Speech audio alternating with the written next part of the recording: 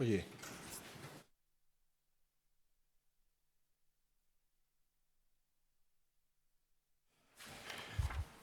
Moi bons días a todos. Como ven sendo habitual, acabamos de finalizar a reunión do Consello da Xunta e tamén, como ven sendo habitual, lamentablemente, dende mediados de marzo, comezamos sempre as rodas de prensa dando a situación do impacto do coronavirus na Comunidade Autónoma de Galicia. A día de hoxe temos 26 persoas hospitalizadas, un 97% menos das que tivemos no pico. Unha persona está na unidade de cuidados intensivos, chegamos a ter 178, e son 536 persoas as que están sendo atendidas nos seus domicilios e o número de falecidos en Galicia a data de hoxe son 618. Nos 4 días que levamos de xuño só se ten detectado un novo contagio a través da PCR. Por tanto, según os datos publicados polo Ministerio de Sanidade, o número de contagios en Galicia por 100.000 habitantes é o 0,41 e a media de España sobrepasa o 4,80, exactamente o 4,84. Nos últimos 7 días en Galicia fixemos 3.400 PCRs e deron 11 positivos. Isto o que obedece é a ese 0,41 número de contagios por 100.000 habitantes fronte a 4,84, máis de 10 veces máis número de contagiados en España que en Galicia. Sobre outras variables que veñen sendo habituais, neste momento estamos xa empezando a reactivar a actividade programada nos hospitais do Servicio Galego de Saúde. A patoloxía COVID ocupa o 0,35% das camas. Sin embargo, xa as camas dispoñibles van baixando paulatinamente e estamos no 36,97% de camas dispoñibles. Recordarán que chegamos a ter máis do 49% de camas baleiras. Baixamos xa 10 puntos longos e, por lo tanto, estamos reactivando pouco a pouco a actividade de cirurxía programada e as consultas e probas diagnósticas. O total de determinacións de PCRs feitos en Galicia ascende a 320.486 tests, tanto PCRs, 148.000, como o resto de tests rápidos de doble banda ou tests serolóxicos. No que se refire ás taxas de letalidade, que son as que miden, como saben, o número de falecidos por número de contagiados, sigue Galicia e Canarias como as comunidades autónomas de mellores datos epidemiolóxicos dende que empezou a pandemia. Por tanto, estamos no 6,6, a media de España está no 11,27. De igual xeito, a mortalidade por 100.000 habitantes en Galicia está no 22,5, menos da metade de España, que ascende a 57,7. A media de España 57,7, Galicia 22,5. Isto é os datos que entendemos que poden ser de utilidade para os medios de comunicación na data de hoxe. De que decir ten que os 618 pésames son constantes e continuos porque son realmente as víctimas da pandemia ata a data de onte. A evolución da pandemia, pois, continúa a ser boa. Estamos dando pasos, por tanto, para a necesaria reactivación económica e social. Como saben, temos solicitado ao Goberno o paso de Galicia a fase 3. A situación epidemiolóxica é unha situación sólida en Galicia. A capacidade sanitaria instalada é unha capacidade potente. En este momento estamos pendentes, dado que o Ministerio de Sanidade nin o Goberno nos notificou se pasamos ou non a fase 3, estamos pendentes dos medios de comunicación e da comparecencia do Ministro. Pero quero dicirlles que sería unha sorpresa que non pasásemos a fase 3. Por tanto, neste momento, para a Xunta de Galicia, Galicia está cumprindo todos os requisitos para pasar a fase 3, a última fase da pandemia, de acordo coas decisións do Consello de Ministros, polo menos coas decisións vixentes e coñecidas a toda agora. Por tanto, agardamos que nos próximos minutos nos confirmen este cambio de fase. Esperamos que canto antes se clarifique cal é o papel do Goberno e cal é o papel da Comunidade Autónoma nunha fase 3. é necesario para organizar e organizarnos e non desorganizar a familias, traballadores, empresas, saber con exactitude cales son as competencias da comunidade autónoma e cales siguen sendo as competencias do Goberno central nunha fase que esperamos sexa definitiva para Galicia a partir do próximo luns, esta fase 3. Por tanto, xa anticipo, con independencia de coñecer ou non coñecer oficialmente esta información, anticipo que debemos de manter a cautela, que debemos de seguir preparados e que o risco de rebrote é un risco certo.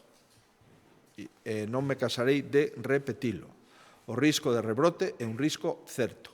A situación epidemiolóxica de Galicia neste momento, por número de contagios, é unha situación envidiable.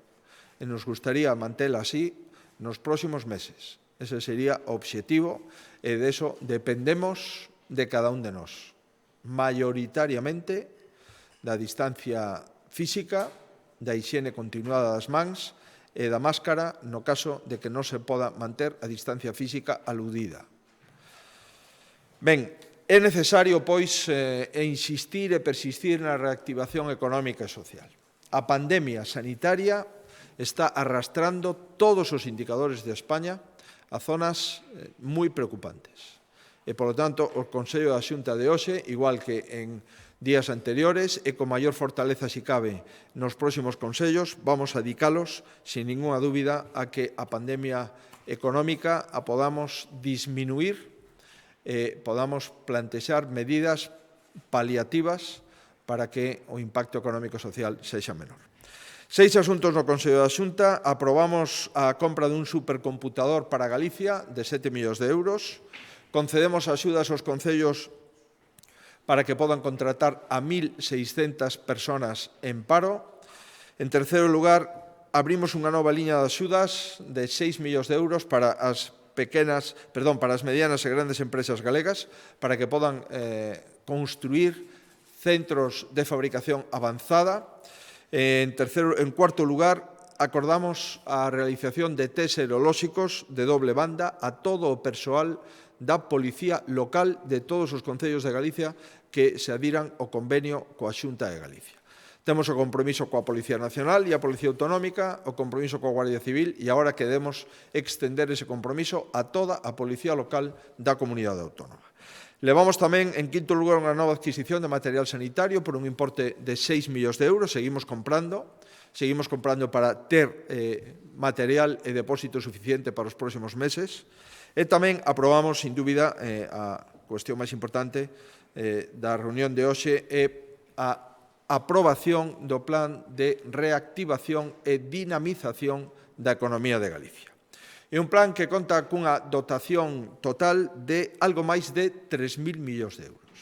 3.000 millóns de euros, donde a meirande parte son fondos públicos aportados pola Comunidade Autónoma e outra parte é mobilización da economía que supón o investimento dos fondos públicos.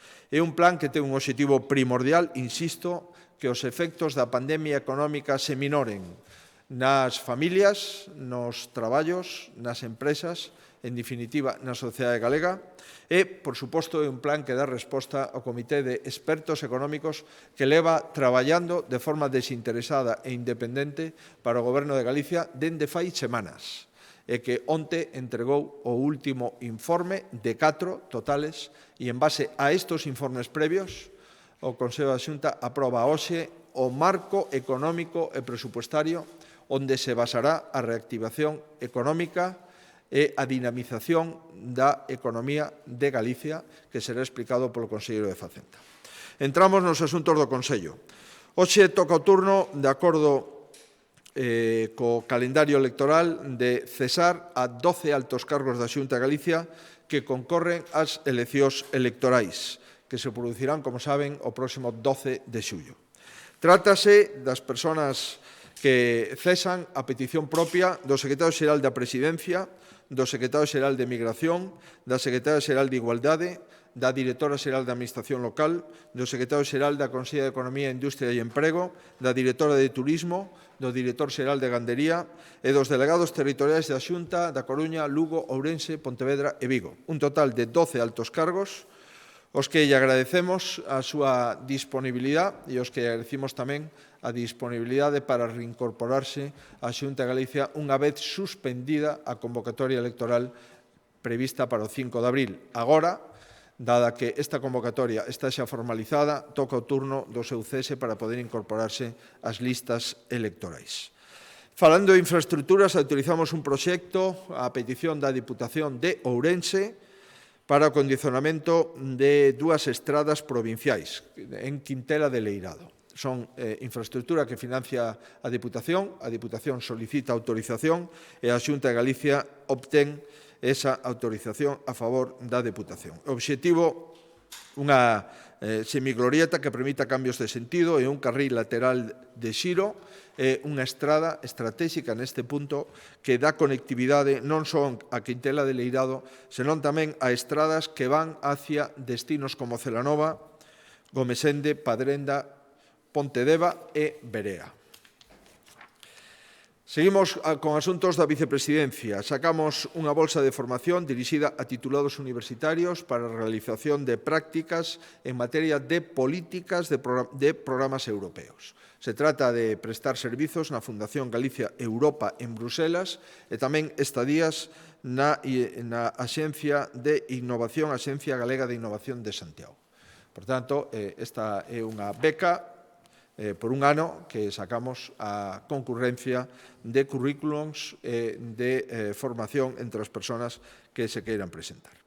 Seguimos na vicepresidencia, programas de inserción sociolaboral por parte das entidades sin ánimo de lucro destinadas ás víctimas de violencia de xénero. 3/4 de millón de euros que dedicamos a favorecer a integración no mercado laboral das víctimas de violencia de xénero son accións subvencionables para itinerarios de inserción, formación para o emprego, apoio á conciliación e bolsas para compensar os gastos nos que poidan incorrer pola participación nos programas. Cada entidade poderá recibir un máximo de 100.000 euros polas accións que se desenvolverán entre 1 de setembro e o 30 de xuño do próximo ano. 1 de setembro, ano 20, 30 de xuño, ano 21. Autorizamos tamén un convenio co Concello de Mondoñedo para a actualización do Plan Especial de Protección e Reforma Interior do Casco Histórico. Foron Mondoñedo, Betanzos, Allariz os que teñen que reformar ese Plan Especial de Protección Interior do Casco Histórico. De acordo coa Lei de Patrimonio Cultural, financiamos este convenio con o Concello de Lucense despois de financiar trabuqueime, non é Allariz, senón que é Corcubión e Betanzos. Despois de financiar estos tamén similares para o mesmo obxectivo. Levamos concedidas axudas a 20 concellos por un importe de 3 millóns de euros. Licitamos de forma centralizada nada máis e nada menos que 12 millóns de euros para mercar 16,4 millóns de litros de gasóleo C para os 2 próximos cursos en favor dos 883 centros públicos de ensino en Galicia.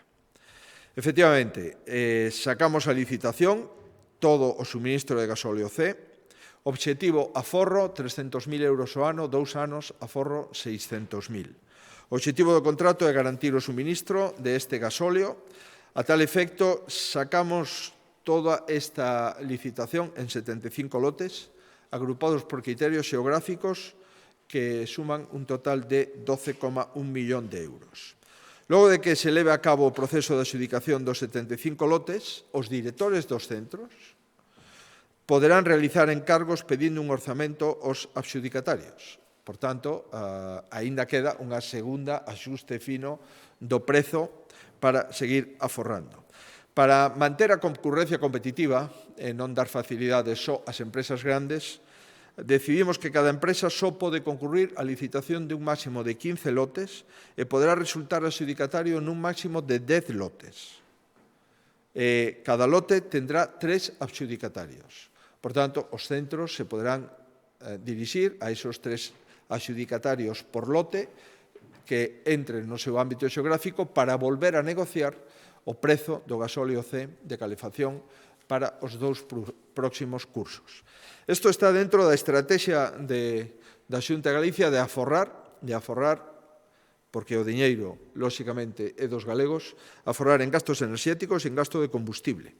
Dende que chegamos á Xunta levamos aforrados en enerxía e en combustible 34 millóns de euros. Creo que é unha cuantía que fala por sí sola, 34 millóns de euros, é o presuposto anual de 30 concellos en Galicia. Isto só no que se refire a aforro en electricidade e gasóleo C. Páxina económica. Aprobamos a compra dun novo supercomputador de Galicia que será o Finisterrai 3. A licitación ascende a 7 millóns de euros. Obxectivo, multiplicar por 6 a capacidade de cálculo do actual supercomputador e proporcionar servizos de almacenamento de moi alta capacidade. Licitamos de forma inmediata, creemos que no mes de marzo do ano 21 podemos ter instalado este supercomputador, que probablemente xunto co do Barcelona sexan os 2 grandes supercomputadores de España, e o obxectivo é poder posibilitar, que tanto os centros de investigación como os centros tecnolóxicos e as empresas galegas sigan liderando proxectos de I+D+I cando teñen relación coa capacidade de computación e almacenamento de datos. Este supercomputador se viña utilizando o Finisterrai 2 para os ámbitos empresariais, os ámbitos de inteligencia artificial, por suposto, os investigadores, as universidades, en definitiva, o poñemos a disposición de Galicia. Estos 7 millóns de euros se financian 5,6 do Fondo Europeo de Desenvolvemento Regional, 1 millón de euros por parte do presuposto directo da Axencia Galega de Innovación e o Centro Superior de Investigacións Científicas do Goberno de España aporta 350.000 euros. Vamos a beneficiar, como decía, os investigadores, os proxectos punteiros, a proxectos de ultrasecuenciación e xenómica, a astrofísica, as altas enerxías, a reconstrucción de imaxe médica de alta resolución e, por suposto, tamén, neste caso xa, a procesos relacionados coa COVID-2019. Seguimos coas páxinas económicas e hoxe damos o visto e prace a un investimento de 16,1 millón de euros para que os concellos podan contratar a 1.624 persoas que están en desemprego, con 3 obxectivos. Persoas perceptores da Risga. Adicamos 7,6 millóns para contratar a 643 persoas perceptores de Risga e que podan traballar en 149 concellos. Se trata de contratos de 9 meses, poden percibir unha parte da Risga en función do volumen do contrato. En definitiva, se trata de incorporar as persoas máis desfavorecidas de Galicia ao mercado laboral e beneficiar os concellos que lle financiamos a nómina destas persoas durante 9 meses. Segundo proxecto, a Prol Rural. Contratamos a 505 persoas desempregadas que traballarán en 282 municipios para limpar as franxas perimetrais das aldeas, dos lugares e das casas. Importe 7 millóns de euros. Podan contratar os concellos de menos de 2.000 habitantes as persoas, se non hai concurrencia, as mesmas persoas que tiñan contratadas no contrato anterior dos 9 meses. No caso, insisto, de que non haxa persoas susceptibles desta contratación, estamos falando de concellos moi pequenos. E tamén sacamos outros 476 contratos en favor de 175 concellos, maioritariamente costeiros, para contratar persoas relacionadas co socorrismo e o salvamento, co obxecto tamén de axudar os concellos ante a campaña do verán. En definitiva, son algo máis de 16 millóns de euros que poñemos a disposición dos concellos e con isto contratamos a 1.624 persoas que estaban ou en desemprego ou cobrando a renta de integración social. Terceiro asunto, en tema económico, abrimos unha liña de 6 millóns de euros para grandes empresas galegas que impulsen a creación de centros de fabricación avanzada, é dicir, de infraestructuras de uso aberto e compartido con outras empresas para desenvolver a base industrial de Galicia e para fomentar a competitividade. Se trata dunha liña de axudas para ampliar as posibilidades de creación de infraestructuras industriais que podan ser compartidas polas empresas. Hai unha empresa tractora, pero a empresa que reciba a subvención ten o compromiso de facilitar que empresas do seu sector ou do seu ramo podan utilizar ese edificio de acordo cunha tarifa de prezos públicos previamente pactada. Os apoios poden chegar ao 66% do investimento do proxecto, ou a máxima subvención por proxecto serían 2,5 millóns de euros e se poderán recibir anticipos unha vez concedidas as axudas. Se cubrirán, entre outros, os seguintes gastos: o investimento en activos fixos, é dicir, a realización de obras ou reformas, así como a adquisición de edificios e bens de equipamento como maquinaria. Levamos esta segunda convocatoria. A primeira convocatoria foron 16 millóns de euros, os que se suman estos 6, e mobilizan un total, dado que se financia unha parte, un total de 32 millóns de euros de investimento de edificios de fabricación avanzada, edificios lóxicamente dotados, para poñelos no entorno dos 2 hubs de innovación digital que ten Galicia. Un hub presidido por CEAGA, donde están integrados os sectores de automoción, agroalimentario, naval, forestal e textil. Outro hub, o chamado Data Life, promovido por Bioga, para ofrecer servizos ás cadeas de biotecnoloxía, saúde e tamén forestal, agroalimentario e ámbito mar e industria. Se tratan de 2 hubs de innovación digital que abranguen a 4.200 empresas, donde traballan 120.000 traballadores. Pois ben, estos 6 millóns de euros é para seguir construindo e edificando os 2 hubs de innovación digital, seguindo a política de innovación de Europa, tanto no sector que preside CEAGA, que é o clúster de automoción, como o sector Bioga, que son as empresas biomédicas.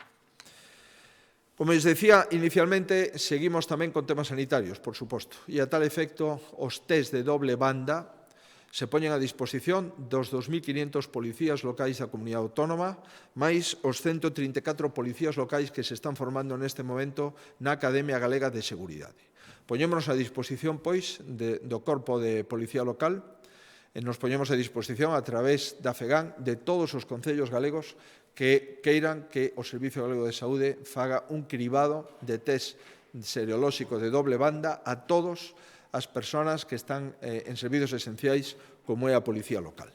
Neste momento xa temos convenio coa Xefatura Superior de Policía para toda a Policía Nacional, tamén cos mandos da Guardia Civil na Comunidade Autónoma e agora ampliamos este acordo con todos os municipios galegos e así, pouco a pouco, ir testando non só como fixemos a toda a población traballadora do Servicio Galego de Saúde, tamén a todos, por suposto, usuarios e traballadores das residencias de discapacidade e de maiores, senón tamén a outros empregados públicos, como é toda a Policía, toda a Guardia Civil e a Policía Local na Comunidade Autónoma, por suposto, tamén a Policía Autonómica.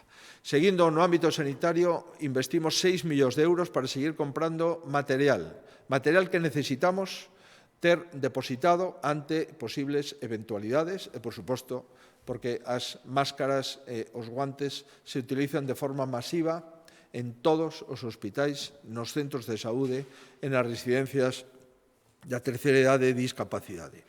Con estes 6 millóns de euros compramos algo máis de 54 millóns de luvas de nitrilo e vinilo. Isto nos dá aproximadamente para os próximos 4 meses. Tamén compramos 265.000 máscaras FFP2, 64.500 FFP3, 1.500 kits de detención de virus para as PCRs e uns 79.000 euros para a compra de medios de transporte para virus. Tamén, dentro de esta contratación, autorizamos algo máis de medio millón de euros, 515.000 exactamente, de suministros e investimentos na área sanitaria da Coruña. Concretamente, ampliación de unidades de críticos, adaptación do servicio de urxencias e dispositivo extraordinario de atención á emerxencia. Chegamos ao último capítulo do Consello sobre a resposta económica e social do Goberno da Xunta de Galicia á pandemia do COVID. É a resposta de un goberno que intenta ser responsable, é a resposta de un goberno despois de escoitar a persoas independentes no ámbito académico, do ámbito empresarial e a grandes directivos das principales empresas de Galicia, Inditex, GKN, empresa do sector da automoción, e Reganosa, empresa do sector enerxético. Pois ben, este grupo de expertos levan traballando durante meses en elaborar documentos, o primeiro documento de liquidez, o segundo documento de flexibilidade das relacións laborais, o terceiro de solvencia e o cuarto de reactivación da economía de Galicia. Con todo este esforzo, con toda esta asesoramento, insisto, independente, a Consellería de Facenda, a Consellería de Economía, a Consellería de Medio Rural, a Consellería de Política Social, a Consellería do Mar, as Consellerías de Infraestructuras, a Consellería de Cultura e Turismo, estuveron traballando e hoxe podemos presentar xa o marco presupuestario con concreción de cifras por departamento para implementar políticas que beneficien a sectores económicos de Galicia e tamén, por suposto, a sectores do benestar, especialmente, como non pode ser de outro xeito, o sector da sanidade pública, o sector dos servizos sociais e o sector educativo. Pois ben, unha das razóns de seguir traballando neste eido que ocupará, estou convencido, o próximo goberno da Xunta de Galicia, polo menos durante 2 anos, o que queda do ano 20, o que queda do ano 21 e probablemente os primeiros trimestres do ano 22, ata recuperar o Produto Interior Bruto que tiñamos antes da pandemia económica, temos que seguir escoitando os expertos sin apriorismos, e diseñando políticas no ámbito do diálogo social e tamén que serán contrastadas ao Parlamento de Galicia unha vez que se constituya o novo Parlamento despois das eleccións autonómicas. Evidentemente, Galicia non pode esperar de ningún xeito o mes de agosto ou o mes de setembro. Galicia tampouco pode esperar o diñeiro que teóricamente vai a vir do Goberno Central nesos 16.000 millóns de euros que están comprometidos coas comunidades autónomas, pero aínda non distribuídos, e o que facemos xa é marcar as nosas prioridades, as nosas tendencias e as nosas políticas. Estuvemos traballando cos expertos tomando decisións non menores, poñendo 250 millóns de euros a disposición dos autónomos e das PEMES. Somos a única comunidade autónoma que non cobra interese para nos préstamos que avalamos o 100% con 4 anos e 1 ano de carencia. Fomos a primeira comunidade autónoma que puxo a disposición dos traballadores que non cobraran o ERTE dous anticipos de nómina de 750 euros cada mes e tamén fomos a primeira comunidade autónoma que inxectou cunha línea de tesourería 1.800 millóns de euros a Facenda Pública Autonómica para que esta seguira pagando en tempos de COVID a 15 días de media as facturas que se presentan na comunidade. E fomos tamén, o digo sin falsa modestia, a comunidade autónoma que primeiro reactivou os contratos de obra pública, os contratos de servizos e suministros e tamén as transferencias corrientes e as subvencións no ámbito do presuposto autonómico. Pois ben, tamén fomos unha das primeiras comunidades autónomas que adoptamos a decisión do aprazamento de impostos. E quero dicirlles que unha das decisións que adoptamos hoxe é volver a aprazar os impostos.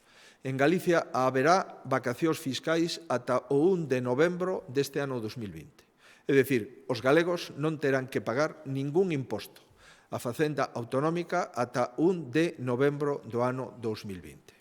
Isto supón beneficiar a máis de 32.000 familias, supón deixar de ingresar 35 millóns de euros cada mes, pero entendemos que tanto o imposto de transmisións patrimoniais, actos xurídicos documentados, o imposto de sucesións, o imposto de doazós, os impostos que gravan o xogo, deben de pospoñer a súa recaudación cunha vacación fiscal de momento a máis importante das comunidades autónomas, polo menos coa información que temos, ata o 1 de novembro deste ano 2020. A cifra da que estamos a falar, ademais de non cobrar impostos ata o 1 de novembro, é unha cifra importantísima. Estamos falando de 3.043 millóns de euros.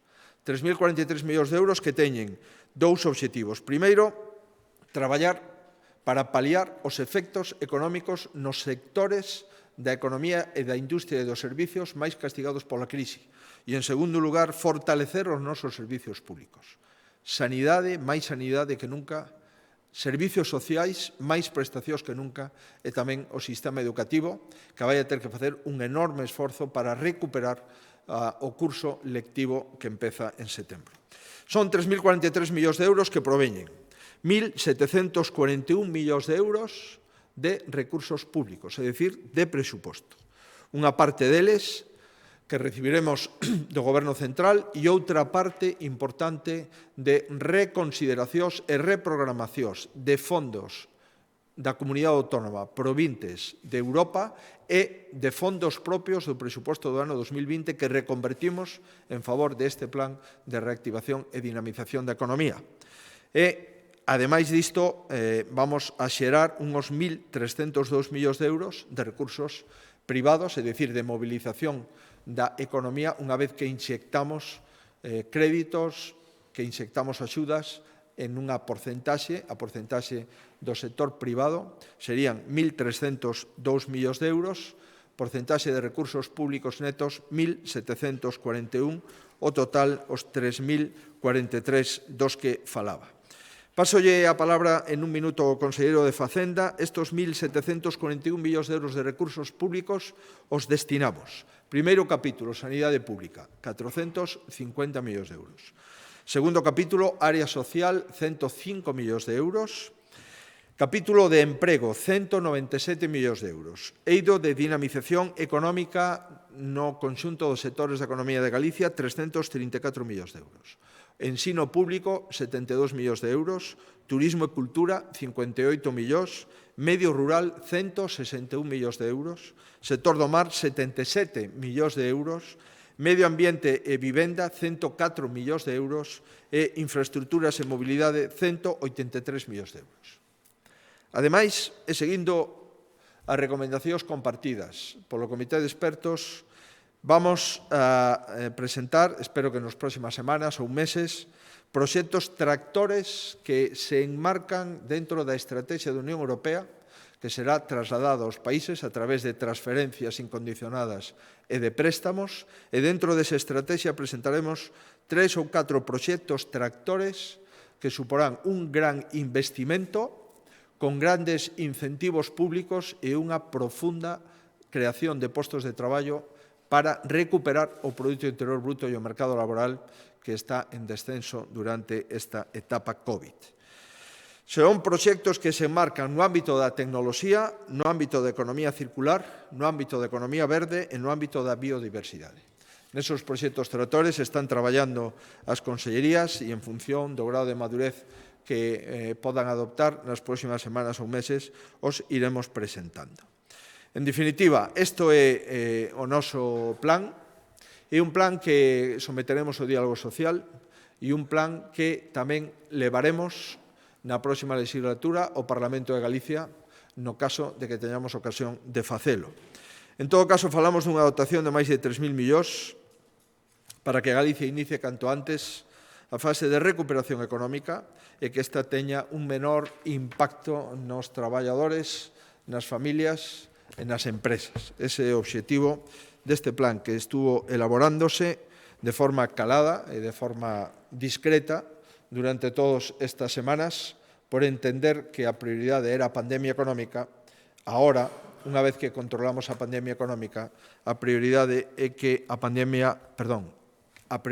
era a pandemia sanitaria e agora, unha vez que temos de momento controlada esa pandemia, a prioridade é que os traballadores, as familias, teñan menos repercusión e, se a tiveren durante menos tempo, na súa situación económica e laboral.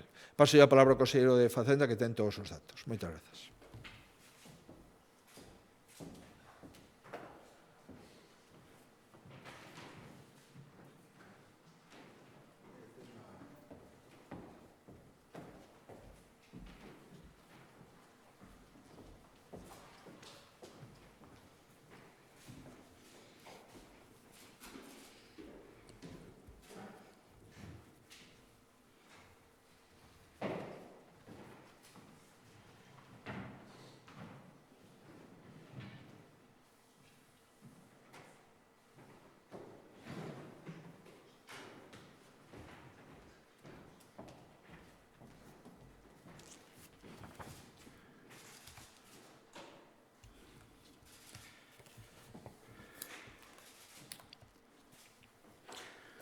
Grazas, presidente.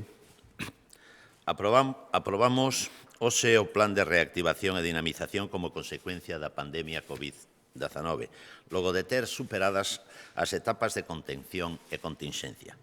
Antes de explicar polo miúdo este plan, quixera facer unha breve referencia a cal era a situación de Galicia antes da pandemia da COVID-19. Logo da crise financeira sufrida nos anos 2008-2014, Galicia encadeaba 5 anos de forte crecemento cun avance medio anual no seu PIB do 2,5%, un crecemento que permitiu mellorar a nosa converxencia no PIB per cápita coa media española nun crecemento dun 15% nun lustro, e que este comportamento positivo permitiu incrementar en 96.000 o número de ocupados e baixar en 5 anos 8 puntos a taxa de paro. Ademais, no momento en que o Goberno Central decretou o estado de alarma o día 14 de marzo, estábamos a pechar os datos económicos financeiros do ano 2019, que a finais do mes de marzo confirmaron que Galicia un ano máis foi unha das comunidades máis solventes de España. Galicia foi unha das comunidades que cumpriu en 2019 o obxectivo de déficit que non era outro que o 0,1% e só 4 autonomías conseguiron dito resultado dentro das comunidades que somos de réxime común. En canto ao endebedamento, Galicia reduciu no ano 2019 a súa ratio de endebedamento respecto do PIB por terceiro ano consecutivo e mesmo logramos baixar en términos absolutos por primeira vez en 30 anos o volumen da nosa débeda. De feito, Galicia é a comunidade que menos incrementou o seu volumen de débeda nos últimos 11 anos. E isto, permítame que deteña un momento as miñas palabras, é moi importante para afrontar agora, con maior marxe, a crise que se deriva da COVID-19. E tamén tiñamos moi bons datos nun parámetro fundamental para dotar de liquidez as nosas empresas e autónomos, pois o Ministerio de Facenda confirmou que Galicia foi a comunidade que pagou antes as súas facturas durante todo o ano 2019. A esta boa evolución no 2019 os indicadores que coñecemos nos primeiros 2 meses do ano tamén nos confirmaron que Galicia comezara moi ben o ano. Aínda que, lamentablemente, todo isto se alterou no mes de marzo. O traballo e o rigor, sen embargo, permitiu que Galicia estemos en estes momentos mellor preparada para a pandemia. Quero lembrar que a Xunta de Galicia leva exercendo durante o estado de alarma todas as competencias que ten á súa disposición nun momento en que o Goberno Central ten as maiores capacidades da súa historia democrática e o que tratamos desde Galicia dar resposta as necesidades dos galegos e das galegas. Reitero, e tal como tiven xa a ocasión de expoñer no noso Parlamento, que podemos actuar desta maneira porque nos anticipamos e estamos mellor preparados. Galicia está mellor preparada porque contou e conta con 5 cuestións que ora pasareilles a relatar. Afrontamos mellor esta crise porque temos estabilidade. Afrontamos mellor esta crise porque contamos cun orzamento. Afrontamos mellor esta crise xa que o noso déficit está perfectamente controlado. Afrontamos mellor esta crise porque o ano pasado reducimos, como lles dicía, por primeira vez a magnitude absoluta da nosa débeda pública e afrontamos mellor esta crise porque somos os que máis rápidos pagamos os nosos proveedores. Como afrontamos esta pandemia? En 3 etapas. A primeira, con actuacións de contención centrado en salvar vidas, sin ningún tipo de recurso que non fixera falta. Todos os recursos estaban en eses momentos e hasta agora para salvar vidas. A segunda, un plan de continxencia para achegar liquidez e axudar a familias e empresas. E a terceira, a que aprobamos hoxe, cun plan de reactivación e dinamización que dota dunha armación financeiro e fai viable as prioridades para a recuperación económica e social de Galicia. Nunha primeira etapa, que podemos definir como de contención, como dixen, a gran prioridade foi sanitaria e social, pero en esencia estábamos falando de salvar vidas. Para iso, reforzamos as partillas sociosanitarias tanto en urxencias hospitalarias como en medicina preventiva e críticos, ademais da creación de grupos hospitalarios de atención domiciliaria. Artellamos un plan de investimento de 51,5 millóns de euros para loitar contra a COVID-19. Compramos material por máis de 20 millóns de euros como unidades de ventilación non invasiva, ventiladores volumétricos e, sobre todo, EPIs. Protocolizamos as actuacións, as consultas telefónicas e habilitamos hotéis para o persoal sanitario. Tutelamos as nosas residencias de servicios sociais, ademais de crear os centros integrados. Nunha segunda etapa, que denominamos plan de contingencia, tivemos claro que o principal era dotarnos de liquidez co fin de axudar as familias e as empresas galegas nun momento de caída abrupta dos seus ingresos. Quixemos ser proactivos en solucións e coa máxima axilidade posible dotarnos de medidas de liquidez. Por exemplo, activamos un plan específico da Tesourería da Comunidade Autónoma para dotarnos da máxima liquidez posible, con dous obxectivos principais. Compensar o descenso na recadación motivada pola suspensión de prazos de presentación de autoliquidacións tributarias e garantir o pagamento de gastos de funcionamento extraordinarios da COVID-19. Ademais, con este plan de liquidez, por se non fose suficiente, a vista desta crise dos efectos que podería ter nas PEMES, quixemos dar exemplo e para iso nos propusemos un obxectivo moi ambicioso, reducir de maneira inmediata o tempo medio de pago ao entorno dos 15 días. E o conseguimos, pois no mes de marzo o tempo medio de pago a proveedores se reduciu ata os 14,5 días. Ademais, tamén podo confirmar xa que igualmente nos meses de abril e de maio pagamos nunha media sempre por debaixo dos 15 días, como se corroborará próximamente nos datos oficiais. En este entorno queremos seguir. Neste sentido, quero subliñar que a Administración galega é a principal entidade pagadora que existe na Comunidade Autónoma de Galicia. No que vai de ano, ata 31 de maio, aboamos a máis de 1.500 millóns de euros a máis de 10.000 proveedores, a inmensa maioría deles autónomos e PEMES. A todos estes proveedores que teñen a certeza de que cando contratan coa Xunta serán os que en menos tempo van a ter que agardar para cobrar, posto que en Galicia levamos 2 anos sendo a administración máis áxil en pagamentos. Igualmente, de maneira tamén inmediata, decidimos suspender os prazos das autoliquidacións dos impostos que anteriormente se referiu o presidente, de transmisións patrimoniais onerosas, de actos xurídicos documentados, impostos de sucesións e doazóns ou dos tributos de xogo. Neste momento, todas as autoliquidacións tiñan como plazo interrumpido ata o vindeiro 30 de xuño. E, segundo os cálculos da nosa axencia tributaria, deixamos de ingresar 35 millóns de euros ao mes mentres durase esta suspensión. E que isto estaba beneficiando a 32.000 persoas e empresas. Pensamos que é unha moi boa medida e, por iso, no día de hoxe, como xa dixo tamén o presidente, a Xunta amplía esta suspensión de plazos tributarios 5 meses máis prácticamente ata o 1 de novembro deste ano. Ademais, o que fixemos foi fornecer de recursos de contingencia e por iso creamos un fondo denominado COVID-19 para poder financiar os gastos adicionais vinculados á pandemia no Servizo Galego de Saúde e nos servicios sociais. Fixémolo reprogramando gastos por 100 millóns de euros procedentes das partidas obtidas dos capítulos de gasto corriente, capítulos 2 e 4 do orzamento da Xunta. Polo menor gasto en que se incurriu en determinadas materias por cuestión desta crise. Igualmente, reactivamos de maneira inmediata, xa na primeira semana de abril, as obras en execución suspendidas polo estado de alarma, considerando como esenciais máis de 100 obras en proceso de licitación. Por outra banda, demos continuidade inmediata aos procedementos de contratación de servicios e de subvencións convocadas con anterioridade. Xa entrando no plan de reactivación e dinamización, quero lembrar que contamos con un comité de expertos integrado por algúns dos maiores expertos económicos e empresariais que nos están a asesorar como en outros ámbitos tamén da economía política. Por tanto, lóxicamente, este plan de reactivación e dinamización vai na liña do recomendado por este comité. Un comité de expertos que xa ten elaborado 4 documentos.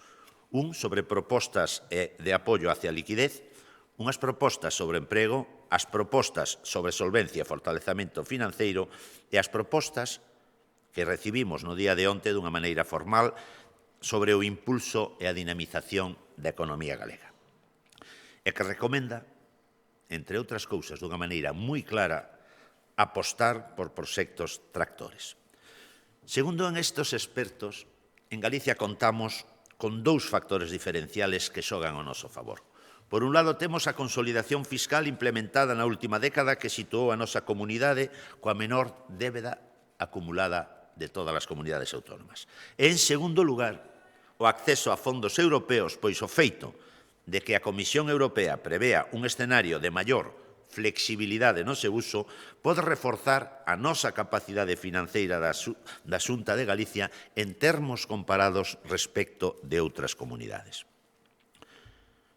Por iso, como terceira fase, aprobamos no día de hoxe o Plan de Reactivación e Dinamización porque queremos tomar a iniciativa de novo para reactivar e dinamizar a economía galega logo dos meses máis duros da COVID-19. O plan que aprobamos hoxe, na liña do que recomenda o Comité de Expertos, prevé un montante global que supera os 3.000 millóns de euros. Deles, máis de 1.700 millóns de euros son recursos públicos e algo máis de 1.300 millóns son movilización de recursos, sobre todo, pero non exclusivamente, privados. Trátase dun plan de plans que pretende reordenar e mobilizar recursos para facer viables as prioridades da economía galega neste momento e poder desenvolver as medidas sectoriais precisas, porque o que si detectamos, todos os estudios nos indican que esta crise, o impacto foi asimétrico a nivel sectorial. E o facemos a través de 4 instrumentos. En primer lugar, reordenamos e priorizamos os nosos propios orzamentos xerais con un volumen de 828 millóns de euros. En segundo lugar, nos dotamos da marxe orzamentaria que supoñen máis recursos, en concreto 151 millóns, e aquí estou a referir ao que era o conocido técnicamente como déficit adicional, o aforro en xuros, o fondo COVID-19 e o remanente das entidades. En terceiro lugar, reprogramamos os fondos europeos por 256 millóns de euros. Aceleramos, pois, todo o posible o que íamos executar ata o ano 23 e os traemos hacia o ano 20 e 21. E, por cuarto lugar, temos as achegas estotais que, en total, son 506 millóns de euros, dos que nestes momentos só chegaron á Comunidade Autónoma de Galicia 43. Do resto, estamos facendo unha estimación moi prudente. Creemos que é o mínimo garantido, pero quero deixar moi claro que seguiremos pelexando, permítame esta expresión coloquial, para recibir máis, porque consideramos que Galicia lle corresponde máis no reparto que está a formular o Goberno central. Como se distribúen estos 1.741 millóns de euros de maiores recursos públicos? En sanidade, 450 millóns, na área social, 105, no emprego, 197, en dinamización económica, 334 millóns de euros, no ensino, 72 millóns de euros, en turismo e na cultura, 58 millóns de euros, en medio rural, 161 millóns de euros, no sector do mar, 77 millóns de euros, en medio ambiente, en vivenda, 104 millóns de euros, e para infraestructuras e a nosa mobilidade, cos seus sectores e subsectores, 183 millóns de euros. Comezamos pola área sanitaria. Unha das prioridades foi e seguirá sendo a área de persoal. Na primeira etapa de gran impacto destinamos 63 millóns de euros a esta área. Isto nos permitiu reforzar os equipos de detección e seguimento domiciliario, reforzamos as unidades de hospitalización e de urxencias, igualmente o persoal en saúde público, sustituímos os profesionais que tiveron que illarse da cuarentena e contratamos, e non pouco, persoal para residencias sociosanitarias. Tamén na área sanitaria realizamos a adquisición de material e investimentos Mercamos por importe de 105 millóns de euros material sanitario de laboratorio, farmacia, atención da liña 900, material de urxencias para o 061 ou para a esencia de sangre, órganos e tecidos. E fixemos investimentos por máis de 31 millóns en equipos de ventilación, en radioloxía portátil, nas TICs. En a terceira pata da área sanitaria, reforzamos dotacións por un volumen de 251 millón de euros, que irá dirixido a novo equipamento, a nova tecnoloxía, a adecuación da saúde pública, a adecuación, e non só infraestructural, da atención primaria e a adecuación hospitalaria. Na área social, outra gran prioridade é que reforzamos en concreto con 105 millóns de euros. Permítame que destaque como índices principales a inclusión, os cuidados e a conciliación, os maiores e a discapacidade, pero tamén as obras e os equipamentos, novas obras e equipamentos en servicios sociais, sen esquecernos nunca dos menores e da xuventude. Cunha parálise da economía galega como a dos últimos meses, a área de emprego cobra máis protagonismo, se cabe. Neste eido apostamos por 4 pancas fundamentais, con case 200 millóns de euros en recursos públicos, aos que se sumará unha mobilización de outros 30. Estou a referir a transición cara ao novo contexto laboral, co teletraballo, a contratación e o complemento dos ERTES. Estou a referir á recuperación da confianza e da seguridade laboral, a formación para o emprego, o impulso do emprego autónomo e a modernización das nosas oficinas de emprego. Dentro xa do bloque de dinamización económica pasa a ser fundamental, logo dos 2 meses aproximadamente de parálise da actividade, en este hito prevemos 340 millóns de recursos públicos que permiten mobilizar outros 606 millóns de euros. E o facemos a través de 3 grandes líneas. Para actuar no curto prazo, con axudas para afrontar o shock de oferta causada pola parálise da actividade mediante a liña de avais e a liña de microcréditos. Como exemplo, que non agota todas as actuacións que temos en estas actuacións a curto plazo. Tamén actuamos no medio plazo, pero que agora o medio plazo para ser xa unha situación do momento actual, que é para respostar ás necesidades do tecido productivo no contorno deste retorno á actividade. E para iso, permítame destacar como, por exemplo, o plan de impulso ao comercio de proximidade. E para actuar tamén no que denominamos longo prazo, que pasa a ser o último trimestre deste ano, onde xa empezamos todas as medidas que darán un pulo á transformación económica e industrial, como é, en concreto, a creación dun fondo de investimento empresarial cunha dotación propia, son 2 fondos, un de 30 e outro de 15 millóns, de investimento empresarial cunha dotación propia de 45 millóns de euros que quedará complementado con outras achegas tanto do BEI como da iniciativa privada ata cadar como mínimo os 100 millóns de euros. Para o eido vinculado ao medio ambiente e a vivenda prevemos 104 millóns de euros para actuacións como son a protección da natureza e a diversidade, os importantes investimentos que dunha maneira acelerada se acometerán en Sogama, os bonos alugueiro, as obras en materia de vivenda e as axudas á rehabilitación. Na área de infraestructuras e mobilidade o montante ascende a 183 millóns de euros, pero cunha mobilización, en este caso público, como garantía hacia o exercicio 21, de case 300 millóns de euros. As principais actuacións levaránse a cabo teñen que ver coa seguridade viaria, coas estacións intermodiais, co transporte seguro, tanto en taxis como en transportes de viaxeiro, en infraestructuras empresariais e logísticas, no saneamento das nosas rías ou no saneamento e abastecemento no rural. Outro eiro moi importante é o de ensino, un área no que prevemos reforzar as actuacións en centros educativos e no ensino dixital en 72 millóns de euros.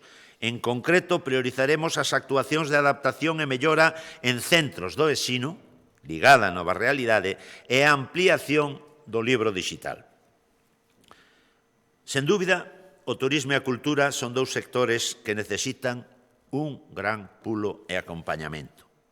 Estamos comprometidos na súa reactivación con 58 millóns de euros, cunhas actuacións preferentes donde pretendemos conseguir que Galicia sexa un destino seguro, fundamentalmente neste ano e no ano 21. Tamén para que o Xacobeo 21 teña o impulso que merece por ser outra das prioridades para centrarnos como gran marca en España e no mundo. Poñer en valor o importante patrimonio e os equipamentos culturais que temos. Permítanme destacar tamén o bono cultural e o fondo para proxectos culturais. Entramos agora no sector primario, primeiro no medio rural, que conta cunha inxección moi importante de recursos públicos, 161 millóns de euros, pero o que é máis importante, ou tan importante como anterior, que permiten mobilizar dende a óptica privada outros 371 millóns de euros. Entre as prioridades do medio rural están o impulso e a promoción da internacionalización dos nosos produtos, un plan de liquidez específico para os produtores e a industria agroalimentaria máis afectada pola COVID-19 e os anticipos globais e totais da política agraria común. E seguindo co sector primario, no eido do mar, con 77 millóns, pretendemos, entre outras cuestións, dar axudas a buques activos polo impacto da COVID-19, compensar as mariscadoras polo parón da COVID-19, axudar a investimentos en PEMES para a transformación de produtos pesqueiros e acuicultura, suspender as tasas portuarias e as obras aceleradas en portos de Galicia. Todas estas actuacións correspóndense co armazón financeiro do que dispón a comunidade galega para poder facer viables todos os proxectos sectoriais prioritarios que serán desenvolvidos e presentados por diferentes departamentos autonómicos a partir deste momento.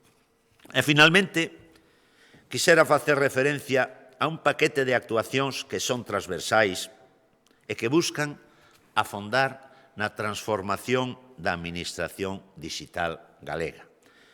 Para que? Para facilitarlle aos cidadáns e as empresas a súa relación para coa Administración autonómica, e que significa que está basada en tres cuestións fundamentales que, dunha maneira acelerada, pretendemos afrontar. O concepto de portelo único na administración, na e-administración, é dicir, a administración puramente e totalmente digital, e, obviamente, nunha simplificación dos nosos procedementos que facilite a iniciativa tanto de cidadáns como de empresas. En resumo, a Xunta vén de aprobar un plan de reactivación e dinamización para recuperar a actividade económica logo dos meses máis duros da COVID-19, con axudas tanto a familias como a empresas para recuperar o emprego o antes posible, que prorroga a suspensión dos prazos tributarios ata o 1 de novembro, que atende as recomendacións do Comité de Expertos Económicos, que artella un armazón financeiro para facer viable os proxectos prioritarios como consecuencia da COVID-19, que actúa tanto no curto prazo como no medio ou como no longo, pero desde xa, que moviliza algo máis de 3.000 millóns de euros para que a partir deste momento os diferentes departamentos da Xunta de Galicia concreten e expliciten dunha maneira pormenorizada os seus plans sectoriais, deseñando tamén eses proxectos tractores que tantos necesitamos para o noso futuro e que permite que con sentidiño en Galicia sigamos adiante. Moitas grazas.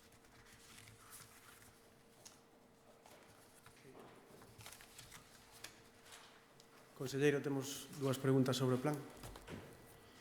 Europa Press pregunta cando estarán activas estas medidas, se se van consultar co diálogo social e se se entende entón que o plan está supeditado á formación de novo goberno. No.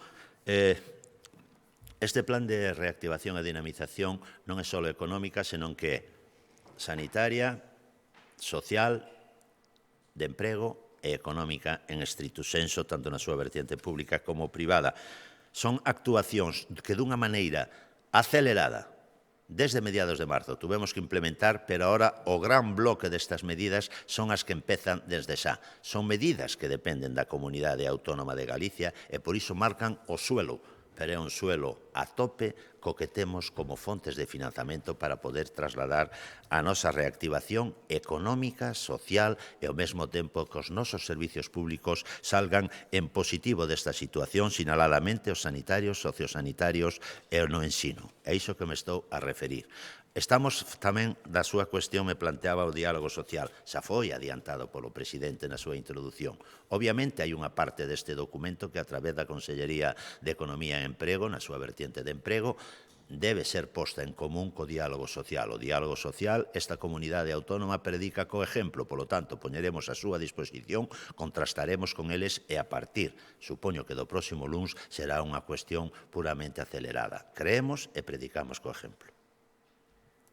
Faro de Vigo di que, tendo en conta a perda de ingresos pola suspensión do cobro de impostos, dos recursos públicos deste plan, canto procede o endebedamento, xa que logo son fondos novos? En resumidas contas, temos que ter en conta que estamos nunha situación excepcional.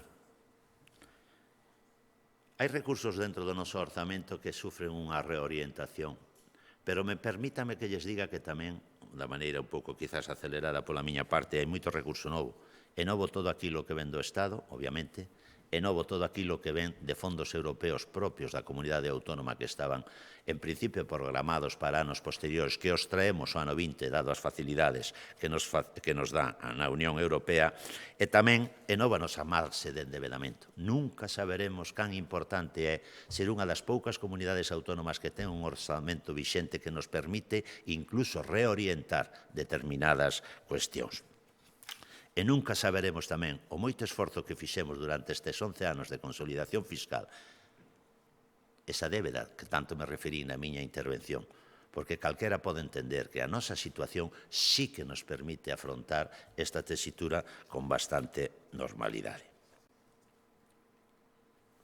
Moitas gracias.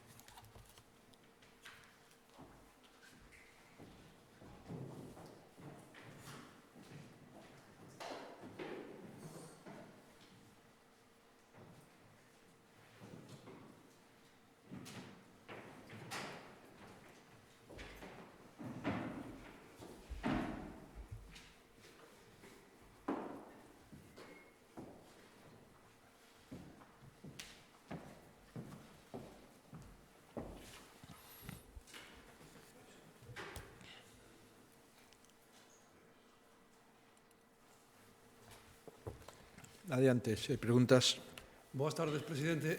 Xa que en Galicia xa é oficial vai pasar a fase 3 o próximo luns, quería coñecer a súa valoración e tamén máis especificamente cal é a súa opinión persoal sobre en que momento os galegos poderemos ir a un estadio de fútbol ver xogar o Celta de Vigo, o Deportivo da Coruña ou o Lugo. E tamén coñecer a súa opinión sobre as discrepancias no goberno central respecto á reapertura da fronteira con Portugal. Bueno, en primer lugar, acabamos de coñecer a través de un mensaxe telefónico entre o Conselleiro de Sanidade e o Ministro de Sanidade que Galicia, como pensábamos, cumplía todos os requisitos para pasar a fase 3. Acabamos de notificar que, efectivamente, Galicia, a partir do próximo luns, pasamos a fase 3. Isto quere decir, por tanto, que recuperamos moitísima máis normalidade no ámbito laboral, espero que tamén no ámbito social, no ámbito familiar, en definitiva, que recuperamos con intensidade normalidades que antes tiñamos limitadas. Pero teño que engadir que non coñecemos porque hai unha gran confusión sobre que competencias van a ter os presidentes autonómicos que pasamos a fase 3 a partir do luns e que competencias se reserva o Goberno central. Cumplindo o compromiso que asumimos públicamente, eu, a partir do luns, vou a solicitar o pase inmediato de Galicia a mobilidade o 100% entre os 313 concellos, as 7 cidades e as 4 provincias. Pero, neste momento, non sabemos incluso se os presidentes autonómicos podemos ser absolutamente autónomos nesta decisión. Agora empeza en algún comentario que isto hai que solicitarlo ao Goberno central. Isto é exactamente o contrario do que se nos dixo na conferencia de presidentes. Por tanto, espero que os presidentes autonómicos sexamos a única autoridade con competencia plena para tomar decisións sobre a liberdade de mobilidade dentro da Comunidade Autónoma de Galicia e espero poder exercer esa competencia o próximo luns. En relación co campeonato de Liga, os nosos equipos tanto en Primeira División, o Celta de Vigo, como en outras divisións. Quero dicirlle que, con a información que temos, neste momento parece ser que a Liga de Fútbol Profesional está falando co Ministerio de Sanidade e o Ministerio de Sanidade está reservándose para sí esa decisión. Por tanto, non podemos neste intre concretar nada. Eso sí, esperamos que se nos diga cales son as competencias da Comunidade Autónoma para o próximo luns tomar decisións. No caso de que as competencias da Comunidade Autónoma volvan a ser tomar decisións sobre aforos en espectáculos públicos ou outro tipo de espectáculos, lóxicamente falaríamos cos clubes de fútbol, coa Federación Galega de Fútbol e tomaríamos a decisión máis prudente e a decisión deportiva que máis pudiera interesar os equipos de fútbol e outras disciplinas. Sobre a fronteira portuguesa, pois lamentablemente estamos nunha confusión que non entendemos moi ben que siga reinando en España en moitos aspectos. No aspecto do número de falecidos, o aspecto do número de contaxiados, as competencias de cada administración pública en cada fase, tamén agora afecta ao turismo e as relacións internacionais de comercio de proximidade con Portugal e con Alemania. Os vaivenes do goberno está claro que prexudican a imaxe exterior de España. Alemania é un dos grandes países que visitan Galicia, o 10% do turismo español é alemán. Despois de Italia, é o país que máis peregrinos aporta a Comunidade Autónoma de Galega. Suposto especial é Portugal, sin dúbida. Eu creo que hai que ser máis serios. Un ministro dun goberno de España non pode decir unha cousa de apertura concreta de unha fronteira e ser desmentido minutos despois nunha nota escrita do Goberno de España. Pero, lamentablemente, estamos nesta situación e eu volvo a reiterar, como presidente da Eurorrexión Galicia Norte de Portugal, que, como mínimo, deberíamos de ampliar os pasos fronteirizos autorizados para persoas, mercadorías e turismo se podan mover non só nos 3 pasos autorizados, que neste momento son Tui, Valença, Chaves Verín, Calvos de Randín, senón tamén os eurocidades como Tomiño, Vilanova da Cerveira, Salvaterra, Monsao e a Ponte Internacional Ponte Barxa San Gregorio. Eso como mínimo. Volverei a plantexalo na conferencia de presidentes o próximo domingo. Insisto, se non podemos abrir os 27 pasos fronteirizos que temos con Portugal, neste momento só temos parcialmente aberto 3, eu pido que como mínimo se abran 6 pasos fronteirizos, porque se está prexudicando o sector, as persoas, as empresas, os ciudadanos de toda a nosa relación con o norte de Portugal. Pero, en fin, eu lamento esta imaxe internacional de España e as consecuencias que conleva esta falta de criterio e esta decisión e contradecisión que se adoptan en moi pouco tempo, ás veces en cuestión de horas. Alguna pregunta máis? Informativos Telecinco. Quería preguntarle, presidente, a propósito de un documento oficial que ha hecho y publicó la cadena SER, en la que se establece, parece que desde el Sergas, que los ancianos residentes con un nivel alto de dependencia no fueran derivados a la residencia Porta do Camiño. Quería saber si este documento oficial establece ese punto que se dice en la cadena SER. Y también un poco la gravedad de todo esto, porque se está comparando con lo que presuntamente ha pasado también en Madrid, si esto se extendía al resto de áreas sanitarias de Galicia, si las personas residentes con problemas de dependencia no eran derivadas a esas áreas sanitarias y, por lo tanto, si aquí puede estar también la clave de esa alta mortalidad en las residencias gallegas. Gracias. Mire, quiero decirle que esa noticia es rotundamente falsa. Y digo rotundamente falsa porque me parece especialmente grave una información sin contrastar y una información que estoy convencido obedece a un concepto erróneo de lo que es un hospital y de lo que es una residencia integrada. Por tanto, yo reitero, el protocolo que ha publicado no es en ningún caso el protocolo de ingreso en hospitales, sino que es el protocolo de ingreso en una residencia integrada, que es una residencia de tercera edad. Y además se ve con claridad que el protocolo de la residencia de Porta do Camiño supongo que se debe a una confusión de esa emisora pensando que Porta do Camiño es un hospital. No, Porta do Camiño es una residencia de tercera edad. Y me parece, insisto, que hay que ser muy tajante en este asunto y yo no puedo aceptarlo bajo ningún concepto.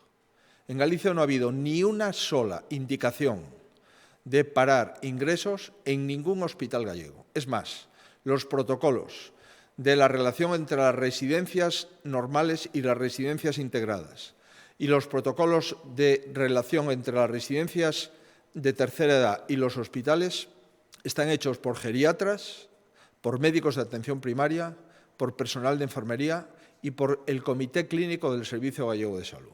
No hemos dado una vida por perdida de mayores en la comunidad autónoma. Los hospitales de Galicia han dado altas a personas de 107, de 104, de 102 años y comprenderá el disgusto que tiene la comunidad autónoma por este malentendido que espero y deseo que quede definitivamente aclarado. Nunca, jamás, hemos limitado un traslado de una residencia de un mayor a un hospital. Digo, nunca, jamás. Y espero y deseo que este asunto quede definitivamente aclarado. Insisto, ha habido una confusión entre lo que es el traslado a un hospital del traslado a una residencia. No tiene nada que ver una cosa con la otra, como se pueden imaginar.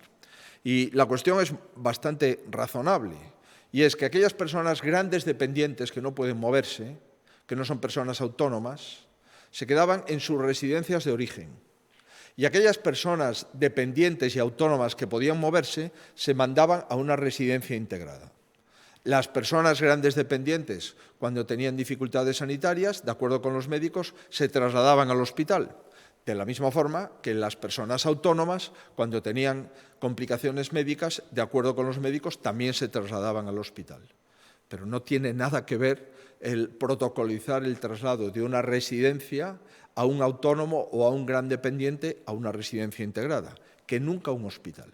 Insisto, jamás hemos prohibido y jamás hemos desautorizado un traslado que un médico dicte a un hospital gallego.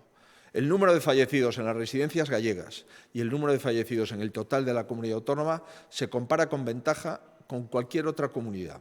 La tasa de letalidad, que es el número de fallecidos por contagio, y el número de fallecidos por 100.000 habitantes, Galicia está en la mitad de España.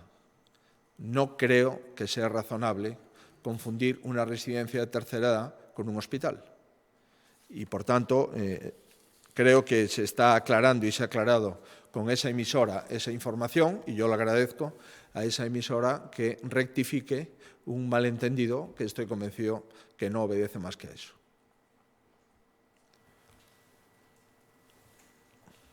La región indica que la selectividad de las elecciones son citas que pondrán a prueba los protocolos de prevención en el mes de julio y que en el caso de las elecciones ha recibido ya alguna crítica desde la FEGAN y algunos grupos. ¿Cree que son las medidas suficientes o se prevé algún tipo de ampliación? Mire, o noso protocolo é un protocolo elaborado en primer lugar por os epidemiólogos, por os responsables de saúde pública, coa supervisión do Comité Clínico do Servicio Galego de Saúde, donde están preventivistas e especialistas en saúde pública. Por tanto, estes protocolos teñen todas as garantías sanitarias, e digo todas. Ese protocolo foi exposto a FEGAN, se publicou o pasado sábado no Diario Oficial de Galicia. Todos os custos de implantación das medidas de seguridade nos colexios electorais serán sufragados pola Administración Electoral e, como lle podo garantir, se están neste momento formando a 133 coordinadores de seguridade que van a visitar todos e cada un dos colexios electorais para comprobar que todos esos colexios electorais teñen a configuración arquitectónica que posibilite o voto seguro. E o voto nas eleccións do 12 de xullo, se a situación epidemiolóxica de Galicia continúa como está, será un voto seguro. Será moito máis seguro ir a un colexio electoral coa distancia de 2 metros, con máscara gratuita ofrecida aos electores, con alcoholes para a higiene correcta das mans, con circuitos de entrada e de saída e con coordinadores que sinalen as instruccións para votar, será bastante máis seguro que acudir a unha terraza con 10 persoas na mesma mesa. E podo asegurar, pois, que a supervisión sanitaria das eleccións é unha supervisión con especial cuidado que están facendo as persoas do Servicio Galego de Saúde. Por tanto, se hai algunha alegación da FEGAN que acaba de facer, na primeira reunión non fixo, se hai algunha que a traslade. Por suposto. Se hai algunha consideración que se traslade para poder observala.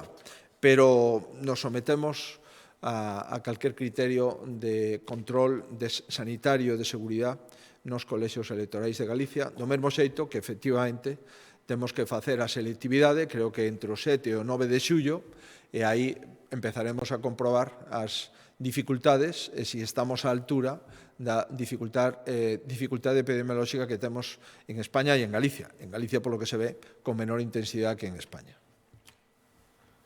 Alerta Digital indica que el espaldarazo al COA y la falta de intervención en la reclamación de 400 millones que debe el Gobierno a Galicia ha hecho pensar que el candidato a la Xunta por el PSDG es Pedro Sánchez y no Gonzalo Caballero. Pregunta cuál es su valoración sobre esto y, por otro lado, sobre el decreto anunciado por el Gobierno para el 9 de junio, para la nueva normalidad hasta que llegue la vacuna. Pregunta si tiene alguna información de en qué consistirá. Sobre la segunda pregunta, información ninguna. Nosotros no sabemos cuál es el protocolo del Gobierno de España para lo que el propio Gobierno de España ha venido autodenominando nueva normalidad, a pesar de 12 conferencias de presidentes. Pues el Gobierno aún no ha tenido tiempo de trasladarle a los que tenemos que ejecutarlo cuál es el protocolo que parece ser están trabajando y que parece ser pueden aprobar el próximo martes. No sé si la conferencia de presidentes de este domingo o la rueda de prensa del presidente del Gobierno, previsiblemente del próximo sábado, va a aclarar algo. Lo que le puedo asegurar, como responsable de la comunidad autónoma que tiene que aplicar ese protocolo, yo lo desconozco, desde la A a la Z. Y en relación con los comentarios, con el principio de la cuestión que preguntaba, pero a mí lo que me importa son los hechos. Y lamentablemente el Gobierno central pues, es un gobierno moroso que le debe a la comunidad autónoma unos 700 millones de euros y que no lo hemos cobrado todavía. Y en relación con Alcoa, yo creo que sería bueno que el Gobierno central no pierda más el tiempo. Lleva 1 año y medio mareando a los trabajadores, mareando a la Mariña lucense, mareando a la industria del aluminio primario de España y, por supuesto, mareando a la Xunta de Galicia. Lleva 1 año y medio diciendo que solucionará una tarifa eléctrica para las industrias hiperelectrointensivas y no hay una sola industria hiperelectrointensiva en España que sepa cuál es el horizonte de la tarifa eléctrica para poder trabajar con planificación en los próximos años. Y llega un momento en que el cántaro de tantas veces que va a la fuente se rompe. Y en este momento tenemos una empresa que ha dicho que con esta falta de planificación de precio eléctrico no van a volver a producir aluminio primario en España. Y tenemos a 700 familias que se están a punto de quedarse sin trabajo, un impacto en la economía lucense sin precedentes y una situación en plena pandemia económica que viene a agravarse todavía por esta falta de criterio y yo diría algo un poco más grave, por este desinterés por las industrias de Galicia que lamentablemente estamos observando de forma continuada en estos 18 meses consecutivos. Otra televisión pregunta qué plantea la Xunta para la fase 3 con las competencias que la Administración autonómica puede recuperar Y con respecto a la movilidad, ¿qué ayuntamientos se han quejado a la Xunta de la llegada de ciudadanos de otras comunidades? Nós o que plantexamos, en primer lugar, é algo fundamental, que é coñecer cales son as competencias da Xunta de Galicia na fase 3, porque non as coñecemos. Se comenta de que o Goberno vai aprobar normas para concretar cales son as competencias dos presidentes autonómicos na fase 3. Se dixo, por unha parte, e eu dixen neste mesmo escenario, que os presidentes autonómicos podíamos autorizar a mobilidade dentro da comunidade autónoma de acordo coa información da última conferencia de presidentes. Sen embargo, fai un par de días, o Ministerio de Sanidade desmentiu esa información e nos aclarou que un presidente autonómico non podía autorizar, solamente propoñer, e que autorizaría o Goberno central. Non sei cal das dúas versións é a versión axeitada. Por tanto, o primeiro que temos é que saber cales son as competencias da comunidade autónoma para poder plantexalas. O que sí digo é que o Goberno de Galicia vai a convocar a CECOP nos primeiros días da semana que ven e vai a tomar as decisións no marco competencial que o Goberno central nos traslade. Porque neste momento o descoñecemos. Sobre concellos os que estamos observando presencia de persoas procedentes de outras comunidades autónomas, pois evidentemente hai concellos de costa como Baiona ou Nigrán na ría de Vigo ou outros concellos na ría de Pontevedra onde se nos dice por parte das persoas e dos responsables que viven ali que están chegando persoas provintes de outras comunidades autónomas e me parece eso especialmente grave por dúas razóns. A primeira, por unha razón de xustiza, e é que se a un galego non o deixan ir de unha provincia a outra, non ten moito sentido que deixen ir a persoas que viven fora de Galicia. E, en segundo lugar, por unha razón epidemiolóxica, e é que se en Galicia temos controlado o virus, no caso de que se autoricen persoas de outras comunidades autónomas, terán que ser, en primer lugar, informada a Xunta de Galicia.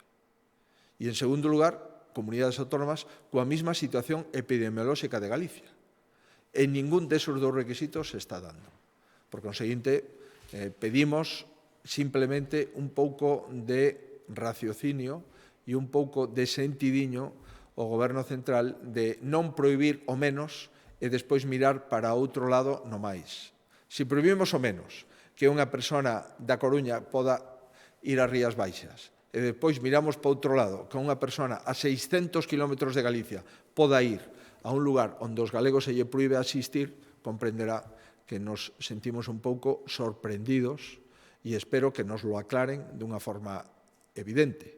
O delegado do Goberno dice que non pasa nada, o presidente do Goberno central foi un pouco máis prudente e dixo que se iba a enterar e eu espero desexo que nos comenten e nos concreten e nos informen sobre todo se a partir do luns o presidente da Xunta de Galicia recupera total ou parcialmente as súas competencias. Sobre la cuestión de la movilidad provincial, a veces pregunta si de lo que acaba de decir se puede entender que de momento no habrá a partir del lunes que los gallegos puedan moverse libremente por el territorio y apunta que el ministro acaba de decir que si así lo deciden las comunidades no habría problema. Pues vamos a quedarnos con el minuto resultado del último segundo.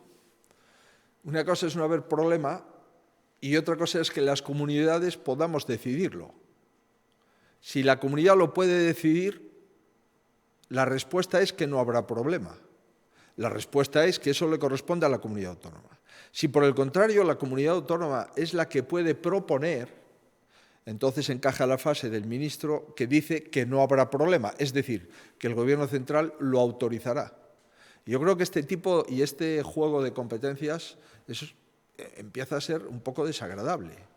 Y es que a los presidentes autonómicos, reitero, tenemos el compromiso del presidente del Gobierno que seremos nosotros, bajo nuestra responsabilidad, la única autoridad en el Estado para tomar decisiones sobre la movilidad interior en la comunidad autónoma.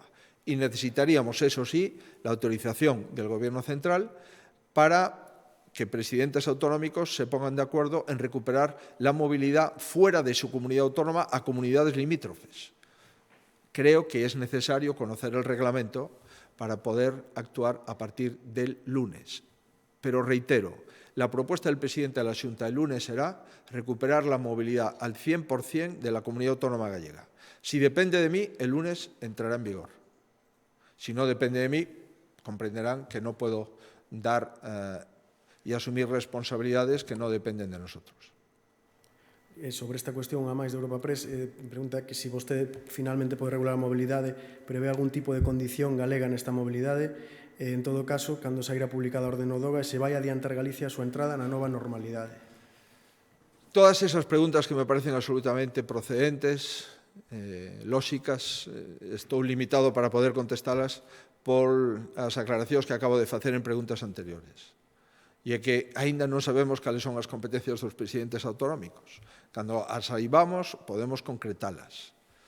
Teño claro que Galicia está nunha situación epidemiolóxica do 0,4% de contagios por 1.000 habitantes, do 0,4% de contagios por 100.000 habitantes, que nos posibilita unha mobilidade sin restriccións nos 313 concellos de Galicia.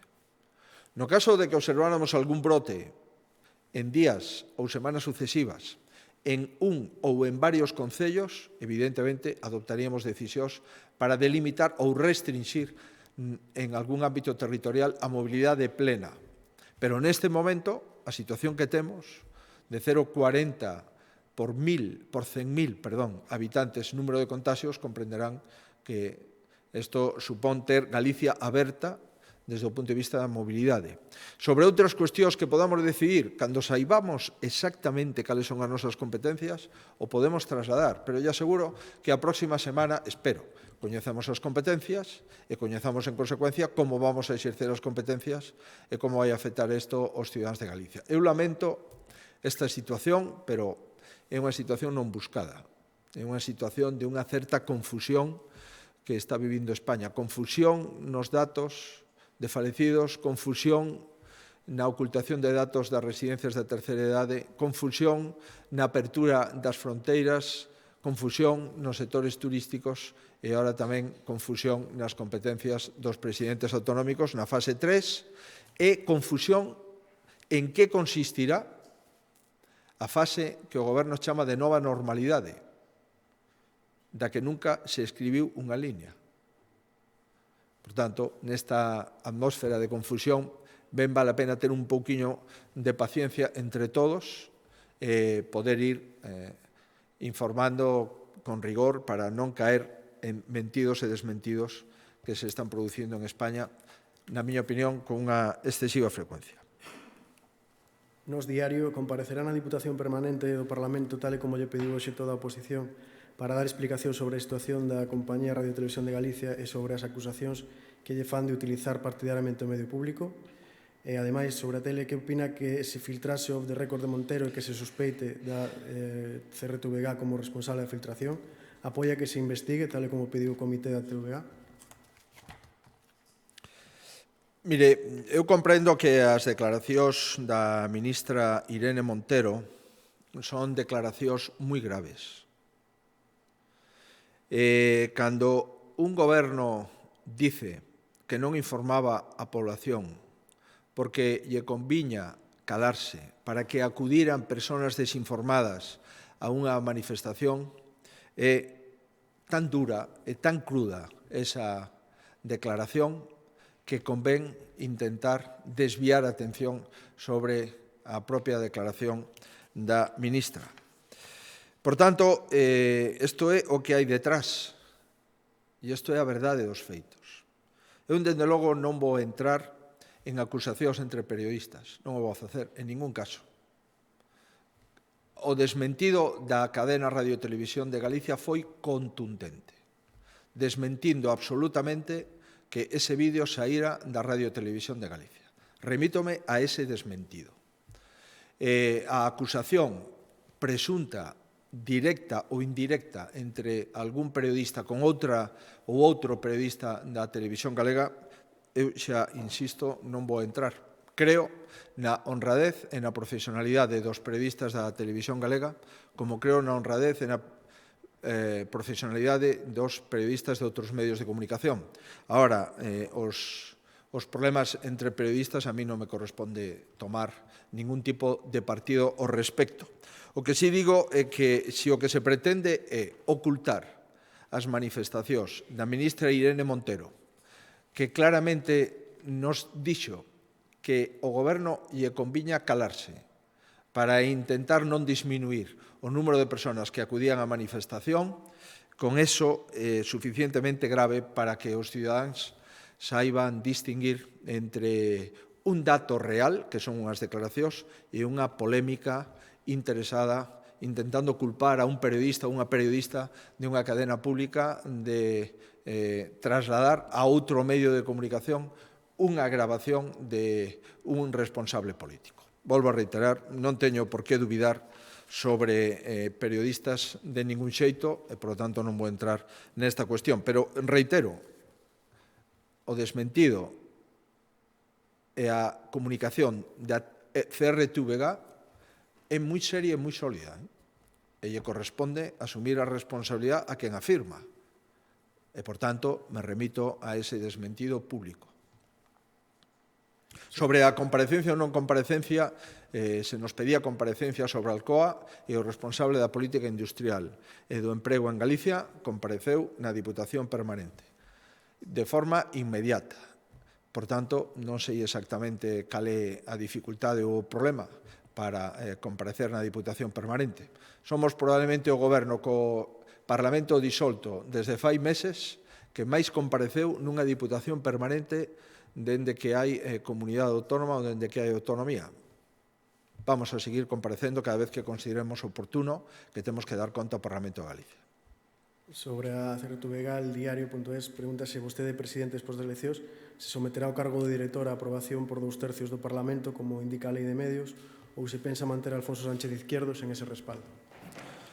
Eu sometín, antes de que a lei establecese ningunha obriga, o pacto co grupo maioritario daquela, que era o Partido Socialista Obreiro Español, PSDG,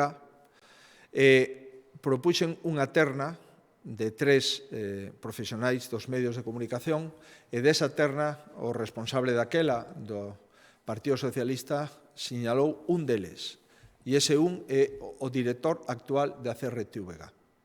Esos son os datos, esos son os feitos. Dende logo que non farei é seguir as políticas da Radio Televisión Española. Eso non o vou a facer porque unha vez que estaba cumplida unha lei, a Radio Televisión Española foi derrogada mediante un Real Decreto Lei e se modificou o Consello de Administración e os directivos da Radio Televisión Española.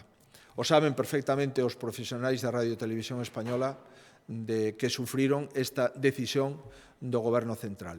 Nós tivemos e temos a un director da CRTVG pactado cun partido político, o maioritario da Cámara. Se o partido político cambiou a opinión, como é lógico, a mí non me corresponde facer valoracións.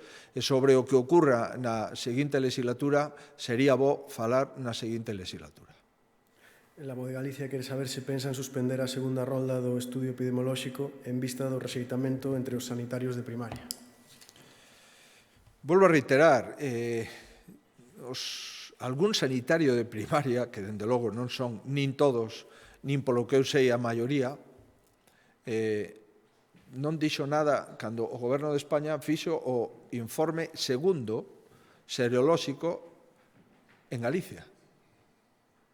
Nada dixo, se fixo con normalidade. Sorpréndeme que aquel estudio que propón o Ministerio de Sanidade facer en Galicia teña aprobación desas persoas que ahora se mostran en contra de que o Servicio Galego de Saúde faga un estudio epidemiolóxico máis amplo, entre outras cousas, porque somos nós os que temos que atender as persoas con virus que non é o Ministerio de Sanidade. Por tanto, se unha administración que non ten responsabilidades sanitarias en Galicia non tivo ningún reparo para facer un estudo na comunidade autónoma e sin dificultades por parte dos médicos, non entendo que algún médico agora poña dificultades ao Servicio Galego de Saúde. E que a responsabilidade do Servicio Galego de Saúde facer esos estudos. O anunciamos desde fai tempo. Fixemos a primeira ronda e acabamos de empezar a segunda. Por tanto, vamos a finalizar a segunda porque xa está empezada. Galicia Confidencial, que lle pode dicir aos familiares e usuarios de residencias de día e centros ocupacionais que denuncian que apremiaba a Pedro Sánchez para acelerar o desconfinamento e agora deixa os seus seres queridos confinados na casa ata setembro, algúns deles con problemas mentais de saúde e mobilidade. E, por outra banda, profesionais sanitarios e sindicatos insisten en que o Sergas está incumprindo as listas de contratación. Cal é o motivo para contratar a xente sen manter criterios da lista?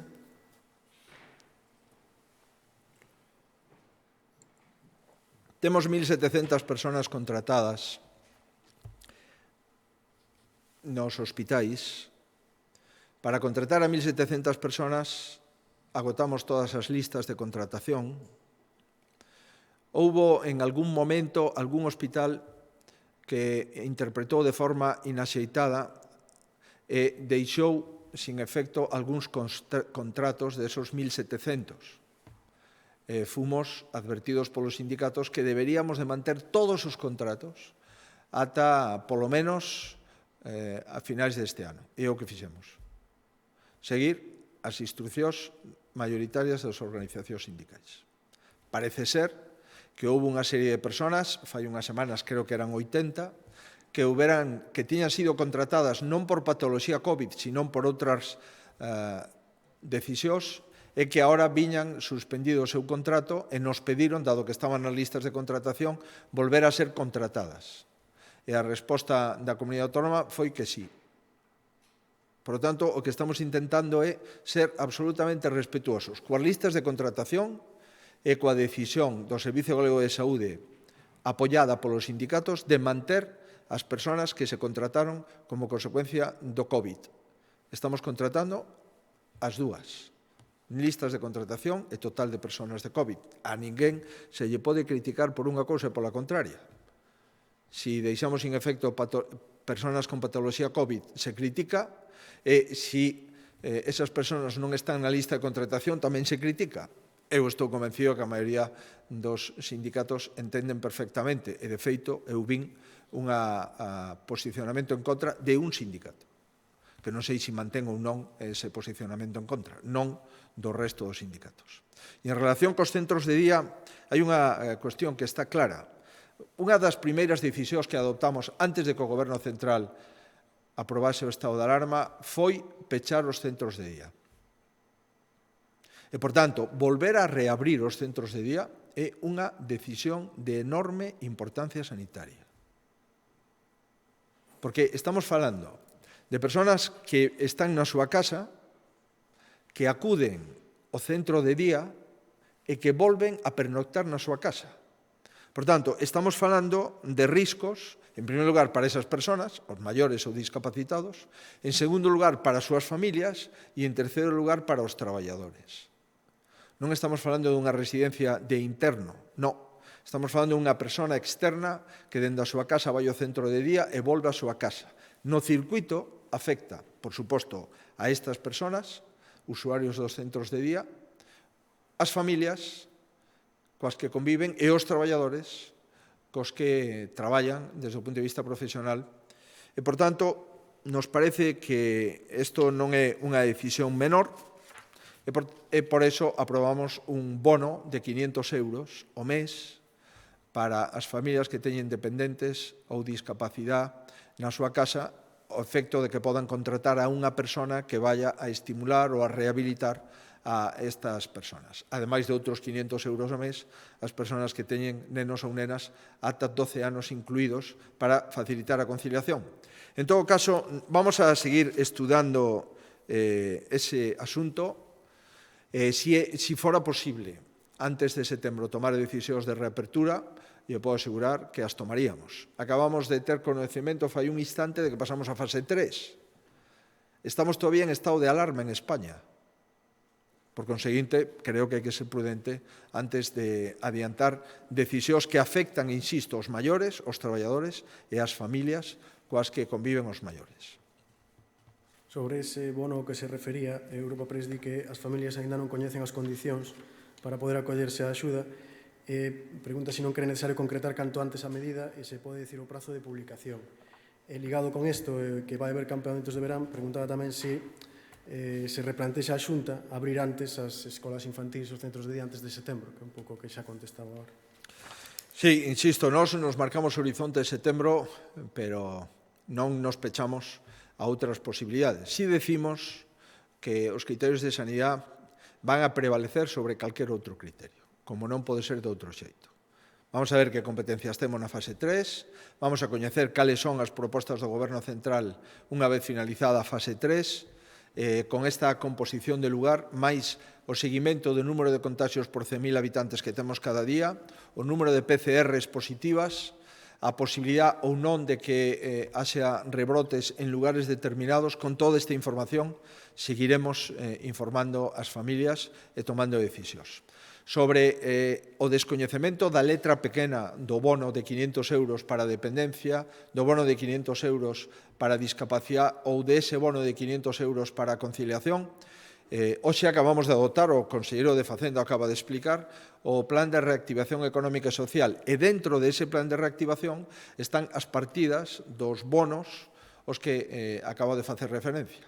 Por tanto, unha vez que temos a autorización por parte do Goberno de adicar e de reprogramar máis de 800 millóns de euros de presuposto propio e de acelerar a execución de máis de 250 millóns de euros de fondos europeos, e a pesar de que o Goberno de España non transferiu un euro, nin siquiera concretou o presuposto que lle corresponde á comunidade autónoma, a pesar de todo isto, na próxima semana, espero que nos primeiros días da próxima semana, podamos publicar as ordes onde se concreta o alcance contido para poder pagar e, por tanto, cobrar os 500 euros para a conciliación de familias, tanto para maiores, discapacidade ou menores. En todo caso, creo que somos das poucas comunidades autónomas que ten un bono de conciliación deste tamaño, e eu espero que a próxima semana podamos concretar o alcance contido do mesmo. Cadena SER, como explica que 132 usuarios de residencias de maiores en Galicia falecesen na súa propia residencia sin ser derivados a hospitais ou residencias medicalizadas, tal e como recolle a estadística da Xunta? Non sei exactamente cal é a pregunta. O que sí digo moi claramente é que os ingresos hospitalarios os concretaba en todo momento un facultativo. Cando o facultativo entendía que había que facer un ingreso hospitalario, se facía. Cando o facultativo entendía que nunha residencia integrada medicalizada era o lugar axeitado para permanecer dada a súa patoloxía, permanecía. E todas as indicacións de ingreso hospitalario ou de permanencia nunha residencia foron indicacións das autoridades sanitarias, é dicir, dos facultativos que traballan tanto no Servicio Galego de Saúde como no ámbito da política social. Os políticos non decidimos traslados hospitalarios, entre outras cousas, porque para entrar nun hospital se necesita ou acudir urxencias por parte dun usuario ou levar unha derivación asinada por un facultativo. Sin calquera desas dúas cuestións, nadie pode ingresar nun hospital. Por conseguinte, reitero que a decisión, como non pode ser de outro xeito, foi decisión sempre de facultativo e personal sanitario. Moi ben, moitísimas gracias por todo.